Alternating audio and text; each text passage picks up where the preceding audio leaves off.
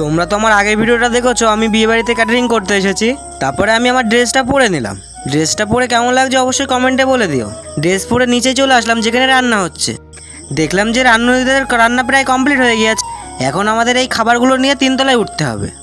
তারপরে একে একে খাবারগুলো নিয়ে চলে গেল সবাই। আমাদের উপরে খাবার তোলা কমপ্লিট হয়ে গিয়েছে। তারপরে দেখলাম যে মাথায় পরার জন্য কি একটা দিল।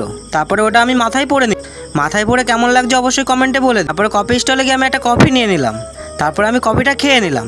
আজ আমার ভাড়ার ঘরে কাজ দিয়েছে, তাই আমি ভাড়ার ঘরটা সাজিয়ে নিলাম। ভাড়ার ঘর সাজানো হয়ে গেলে দেখলাম যে একে একে লোকজন খেতে বসে গেল।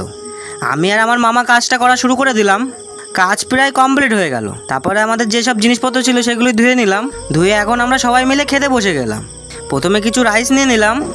তারপরে আমাকে একটা মাছ দিয়ে দিল। ভাতটা আমি মাছটা দিয়ে খেয়ে নিলাম। মাছ দিয়ে খাওয়া হয়ে গেলে আমি একটু মটন নিয়ে নিলাম। তারপরে মটনটা দিয়ে আমি খেয়ে নিলাম। তারপরে আমার সবথেকে ফেভারিট খাবারটা চলে আসলো। এটা আমার সবথেকে ফেভারিট খাবার। তারপরে আমি লট চমচমটা খেয়ে নিলাম। খাওয়া দাওয়া আমাদের কমপ্লিট হয়ে গেল। তারপরে আমি একটা আইসক্রিম নিয়ে নিলাম। আইসক্রিম খেতে খেতে আমি এখন বাড়ি যাই। তোমরা যদি চ্যানেলে নতুন এসে থাকো চ্যানেলটাকে সাবস্ক্রাইব করে দিও। ভিডিওটা ভালো লেগে থাকলে ভিডিওটাকে লাইক করে দিও।